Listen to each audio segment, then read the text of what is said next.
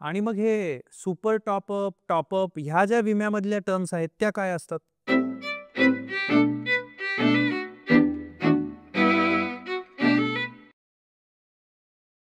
खूप चांगला प्रश्न आहे. आजच्या काळात खूप गरजेचं आहे.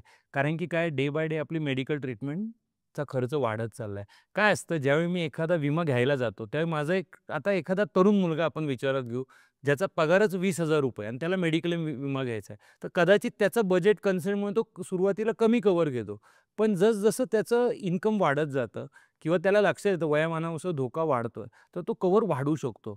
आणि सगळ्यात भारी काय की आता जर तुम्ही सुपर टॉप अप पॉलिसी घेतली, तर ती खूप कमी प्रीमियममध्ये येते.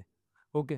म्हणजे यू विल नॉट बिलीव्ह आता तुम्हाला 5,00,00,000चा विमा 5,00,00,000चा विमा एक ठराविक 20,00,000च्या रकमेच्या वरतीच्या क्लेमला फॅमिलीसाठी जर 50 वर्षाचा एखादा व्यक्ती, हसबंड, वाईफ, 2 मुलं हार्डली वर्षाला ₹5 देतं.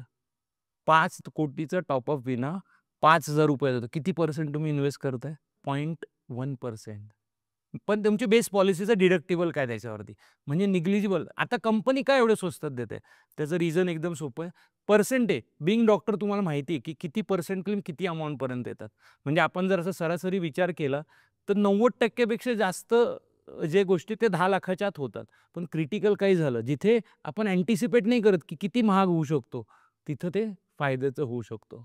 सो ते माहिती घेणं गरजेचं आहे. आजच्या काळात विमा खूप म्हणजे मी म्हणतो स्वस्त झालाय. पूर्वीपेक्षाही स्वस्त झालाय. का? तर कंपन्या हे सगळं स्टडी करतात, तुमचं लाईफस्टाईल स्टडी करतात आणि त्यानुसार चार्ज करतात. तर तुम्हाला आज अवेलेबल आहे. फक्त काय तुम्ही थोडासा वेळ द्यायला पाहिजे आणि याचं महत्त्व उलटं टॉपअप म्हणजे आता बऱ्याच वयात असं होतं, की ओल्ड एजमध्ये तुमच्या बेस पॉलिसीचा प्रीमियम खूप येतो, बरोबर?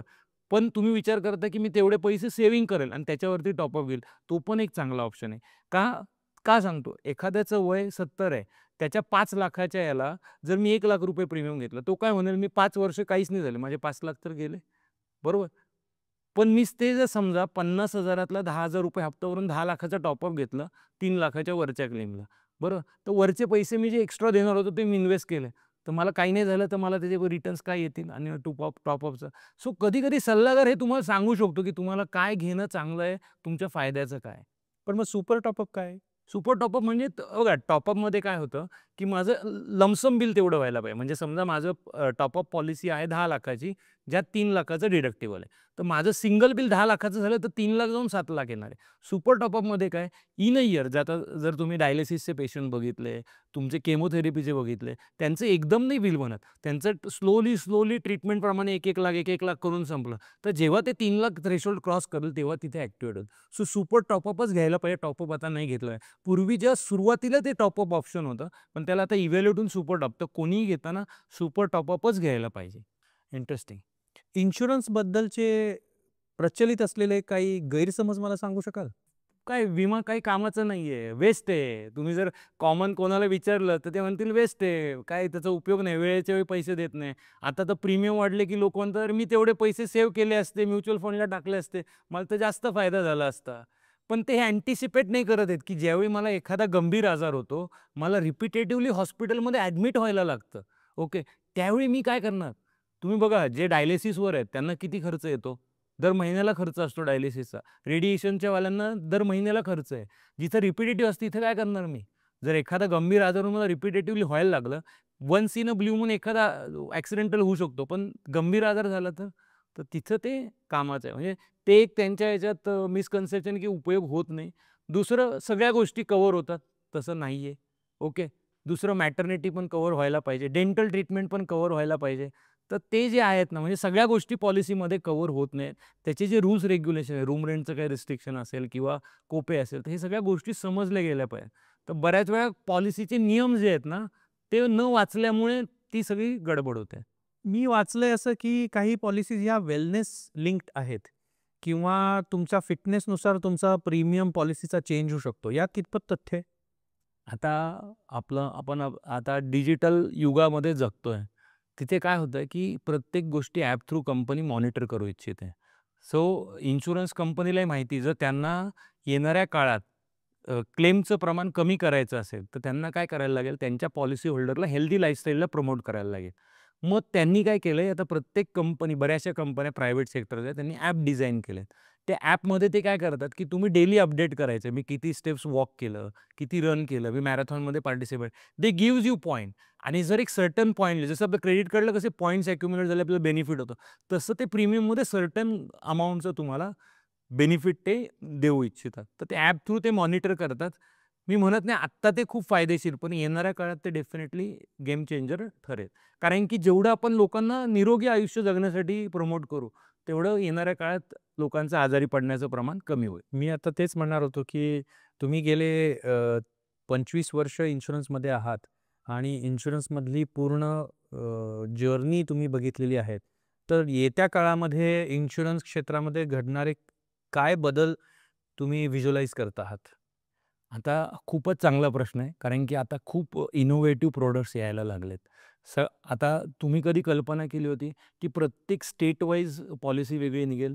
कारण बघा प्रत्येक राज्य आपल्या इथलं वेगळं आहे. तिथली लाईफस्टाईल वेगळी. त्यांच्या इथं असणारा मेडिकलचा वैद्यकीय खर्च वेगळा आहे. मग मला सांगा, आज तुम्ही पुण्यामध्ये मेडिकलची प्रॅक्टिस करता. पुणे आणि मुंबईचा मेडिकल ट्रीटमेंटची कॉस्ट सेम आहे का? नाही. मग मला सांगा, पुण्यातल्या माणसाने मुंबईच्या ट्रीटमेंटचा कॉस्टचा खर्च भरला पाहिजे का? हे डिपेंड करतं, जर मी मुंबईला जाऊन ट्रीटमेंट घेणार हां, बरोबर. पण प्रोबॅबिलिटी मी पुण्यात घेण्याची किती आहे? खूप जास्त आहे. खूप जास्त आहे. बरोबर. आता तेच गोव्यात राहणारा मनुष्य आहे. तर तिथली ट्रीटमेंटची कॉस्ट कमी आहे. सो प्रत्येक स्टेट वाईज त्यांची रिक्वायरमेंट, त्यांची लाईफस्टाईल वेगळी आहे. तर त्या स्टेट वाईजनुसार आता पॉलिसीज यायला लागल्या, की जेणेकरून तुम्हाला कमी प्रीमियममध्ये आज काय होतं, जर मी सगळं ऑल ओव्हर इंडिया एकच प्रीमियम चार्ज केलं, तर घेणारा म्हणतो महाग आहे. कारण मुंबईत जर एक बायपास 10 ते 12 लाखात जाते, पुण्यात 5 ते 7 लाखात जाते, गोव्याला गेलं 3 ते 4 लाखात जाते. कारण तिथलं मेडिकल इन्फ्रास्ट्रक्चरची कॉस्ट, जागेची कॉस्ट कमी आहे, म्हणून तिथे कमी आहे. तर त्याच्यानुसार प्रत्येक स्टेटनुसार आता इन्शुरन्स यायला लागला आहे. दुसरं, आता नॉट नेसेसरी मला हॉस्पिटलमध्ये ॲडमिटच व्हायला लागेल. आता कदाचित मला ओ-पी-डी बेस पण ट्रीटमेंट घ्यायला लागेल. येणाऱ्या काळात ओ-पी-डीचं कव्हरची डिमांड खूप वाढणार आहे आणि त्या कंपनीज जास्त प्रमोट करतील. का? तर जेवढं मला ओ-पी-डीमध्ये कव्हर मिळेल, तर मी प्रिव्हेंटिव्ह ऑप्शन म्हणून ते घेईल आणि जितक्या लवकर मी ते निदान करेल, माझ्या पुढचे कॉन्सिक्वेन्स वाचणार आहे. त्यामुळे ओ-पी-डी कव्हर जे ते माझ्यासाठी गेम चेंजर आहे येणाऱ्या काळात. कारण की जर ओ-पी-डी कव्हर इझिली लोकांना अवेलेबल झालं आणि ते ॲक्सेसिबल झालं, तर ते खूप महत्त्वाचा रोल प्ले करणार आहे. Company already free medical checkup देतात, पण त्याचबरोबर जो ओ-पी-डी कव्हर, कारण बऱ्याच वेळा आपण कंटाळा करतो डॉक्टरांकडे जायचा किंवा ते फीस घेतात किंवा बाकी चार्जेस टेस्ट करावे लागतात. पण ते जर माझ्या पॉलिसीत कव्हर होत असतील, तर कसं वाटेल? मग ज्यांना एक्झिस्टिंग पॉलिसीज आहेत, त्यांना ओ-पी-डी कव्हर हवं असेल तर? तर ते ऑप्शन ॲडिशनल प्रीमियम घेऊन घेऊ शकतो. म्हणजे आता इनोव्हेटिव्ह प्रॉडक्ट्स जे आहेत ना, ते कंपनी डिझाइन करतात आहेत. तर तसे आलेत ऑप्शन्स आणि हेच येणाऱ्या काळात गेम चेंजर ठरणार आहे.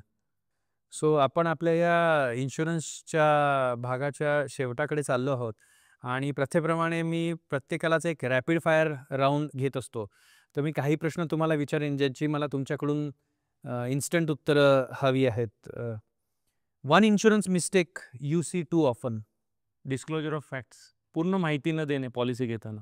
हे खूप कॉमन आहे. खूप कॉमन आहे.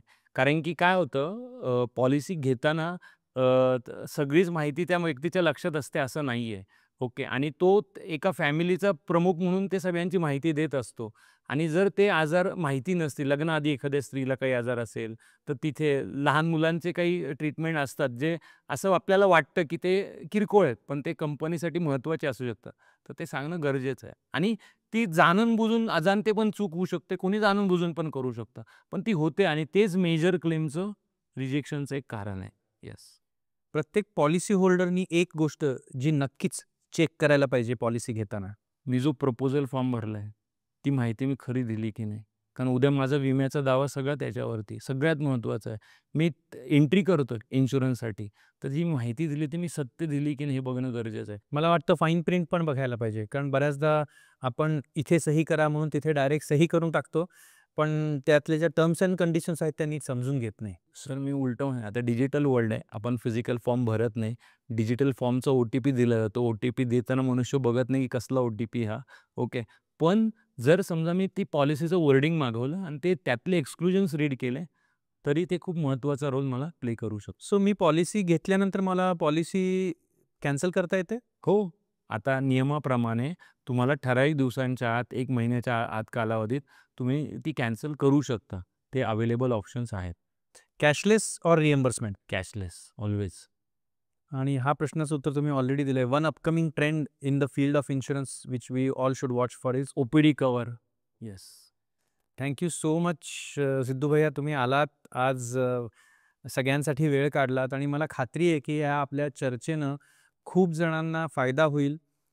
ज्यांनी मेडिक्लेम किंवा हेल्थ पॉलिसी घेतली नसेल त्यांना माझी सगळ्यांना हात जोडून विनंती आहे की ॲडेक्वेट हेल्थ कवर घ्या. त्याचा खर्च खूप थोडा आहे आणि तो झाला असेल तर त्याच्या पुढच्या ज्या इन्शुरन्सच्या पायऱ्या आपण आज डिस्कस केल्या त्यांचीही मदत घ्या. पण पुरेसं कवर ही तुमच्या निरोगी आणि आनंदी जीवनाची गुरुकिल्ली आहे असं मला वाटतं. Thank you so much. मी इथे ॲड करेल एक छोटंसं वाक्य मी नेहमी म्हणतो, जो अपने फॅमिली से करे प्यार वो हेल्थ इन्शुरन्स से कैसे करे इनकार. तर लक्षात ठेवा, आपली फॅमिलीला जसं आपण प्रेम करतो तसंच आपल्या फॅमिलीसाठी हेल्थ इन्शुरन्स करणं गरजेचं आहे. आणि मी सरांचा सर्वप्रथम अभिनंदन करेल की मी एवढ्या मेडिकल फील्डच्या डॉक्टरांमध्ये भेटतो, पण हे लोकांमध्ये माहिती व्हावी ह्यासाठी म्हणजे नाही का आजारातनं बरं न होता किंवा त्याच्यासाठी प्रिकॉशन काय गोष्टी, तर हे सर तुम्ही खूप चांगला कार्यक्रम करताय. धन्यवाद. मला ही संधी दिल्याबद्दल आभारी आहे. धन्यवाद. Thank you so much.